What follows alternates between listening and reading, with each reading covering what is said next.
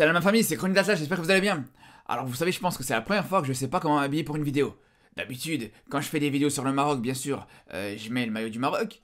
Et quand je fais des vidéos sur le Barça, je mets le maillot du Barça. Alors là, pour parler d'un Marocain qui pourrait éventuellement arriver au Barça, j'ai hésité pendant longtemps, mais je me suis dit aujourd'hui, on va laisser un petit peu le maillot du Maroc se reposer, il aura du travail dans les prochains jours. Non mais plus sérieusement, c'est vrai que ça fait un petit moment qu'on commence à entendre des rumeurs mercato concernant plusieurs joueurs du Maroc. On a entendu par exemple Amrabat à Liverpool. Mais je me suis dit, on va en parler après la Coupe du Monde. Je me suis dit là, on va rester focalisé sur la Coupe du Monde, que ce soit sur l'équipe du Maroc ou même sur l'ensemble de cette Coupe du Monde. D'ailleurs, n'hésitez pas à vous abonner pour pas rater mes vidéos, que ce soit pendant ou après la Coupe du Monde. Je pense qu'on aura une actualité qui sera assez chargée aussi après le Mondial. Donc si vous voulez pas rater tout ça, abonnez-vous. Mais sinon, tout ça pour dire que, en tant que Marocain bien sûr, et en tant que supporter du Barça et en tant que suiveur du Barça, qui parle aussi assez souvent de ce club sur cette chaîne YouTube, j'étais obligé de revenir sur cette rumeur, sur cette info mercato, on peut le dire. Et pour commencer, avant même de vous parler de est-ce que c'est faisable, est-ce que c'est réaliste ou pas, je suis obligé de vous dire une chose, c'est que moi personnellement, mais je trouve que ça serait magnifique, ça serait un truc de fou. Honnêtement, voir un joueur marocain, international marocain en plus de ça, qui est titulaire indiscutable dans cette équipe du Maroc et qui pourrait éventuellement s'imposer au club avec la qualité qu'il a, honnêtement je trouve que ça serait exceptionnel personnellement en tant que supporter du Barça comme je vous dis, et en tant que Marocain surtout, parce que sincèrement, quand je vois certains supporters du PSG marocains qui ont la chance de voir Hakimi tous les week-ends jouer dans leur club, qui est titulaire indiscutable dans leur équipe, franchement, je vais pas vous mentir, je les envie. Je me dis, ils ont beaucoup de chance. Parce que c'est vrai que l'équipe nationale du Maroc, tu la vois pas chaque week-end, tu la vois pas chaque semaine. Contrairement à ton club de cœur que tu vas soutenir tous les week-ends, que tu vas suivre et que tu vas espérer à chaque fois un bon résultat.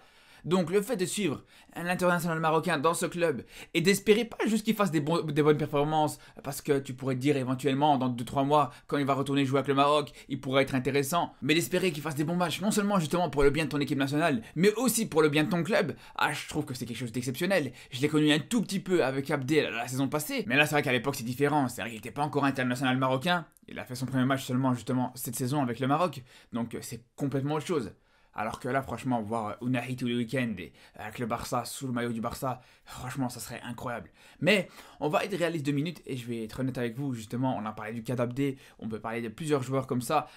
Pour s'imposer dans un club comme le Barça, c'est vraiment très compliqué. C'est clair et net, on sait très bien que par exemple Abdé, qui certes a des limites, a des faiblesses, mais quand on voit qu'il a été préféré par un Ferran Torres qui déçoit énormément depuis le début de cette saison, quand on sait plus largement que les internationaux espagnols, ils sont souvent favorisés au Barça, on l'a bien vu à l'époque avec Pedro qui était en concurrence avec Thierry Henry, alors qu'on sait très bien les qualités de deux joueurs, on va pas comparer une seule seconde, mais voilà, c'est quelque chose qu'on retrouve très souvent, et pas qu'au Barça bien sûr. Si on va à Chelsea aussi, ce qui a posé aussi problème à Ziyech, c'est qu'il était en concurrence indirectement par moment avec Mason Mount, et là aussi on sait que c'est la même chose. International anglais formé au club, c'est sûr qu'il sera beaucoup plus favorisé. On peut dire même c'est normal en vérité.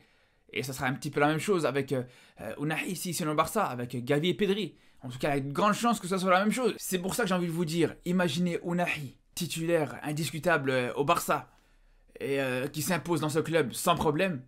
Je pense que c'est surréaliste.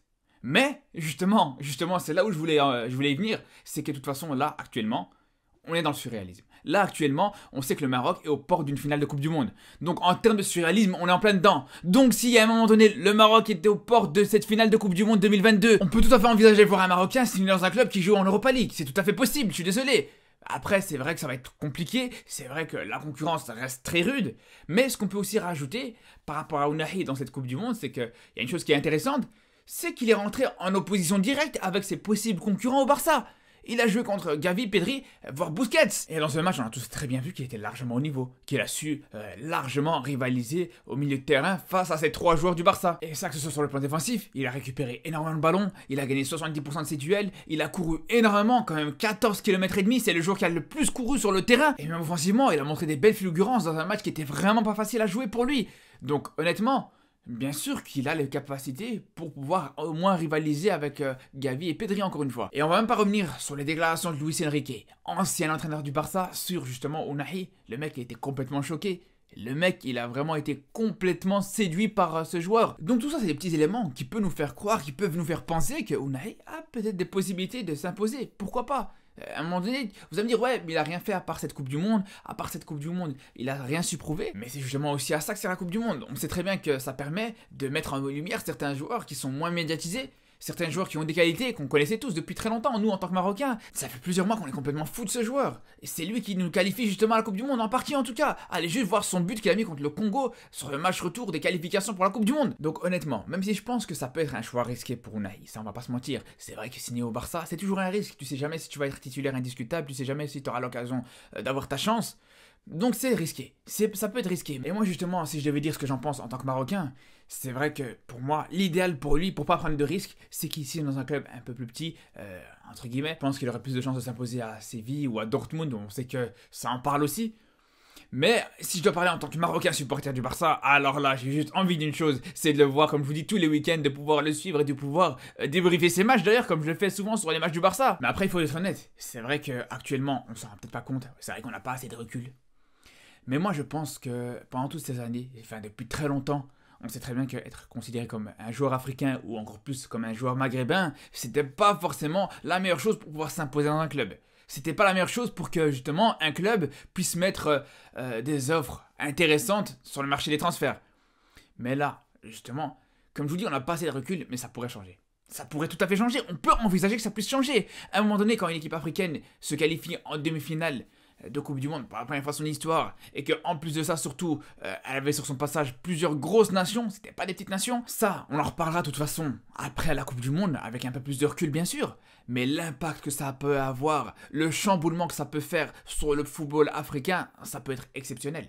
Et c'est pour ça que justement, un joueur comme Ounahi, demi-finaliste à l'heure actuelle, hein, après ça pourrait être plus, on sait pas, mais en tout cas à l'heure actuelle, demi-finaliste de Coupe du Monde, bien sûr qu'il pourra avoir une certaine légitimité, beaucoup plus importante qu'il y a quelques mois. Après ça, je pense qu'on en reparlera de toute façon. On reparlera un petit peu des joueurs marocains, des retombées par rapport aux joueurs marocains après cette Coupe du Monde. On reparlera aussi, bien sûr, de l'impact autour du football africain, sur les autres sélections, sur les autres nations qui vont jouer la Coupe d'Afrique. On parlera aussi de l'avenir du football marocain et de l'équipe nationale pour les prochaines échéances. Enfin bref, c'est vrai que comme je vous dis là, on est dans une bulle, on est dans une spirale, on a tous une chose en tête. Moi personnellement, là j'ai une chose en tête, c'est ce match Maroc-France. Mais je vous dis la vérité, après la Coupe du Monde, il y aura énormément de choses à dire. Donc soyez au rendez-vous.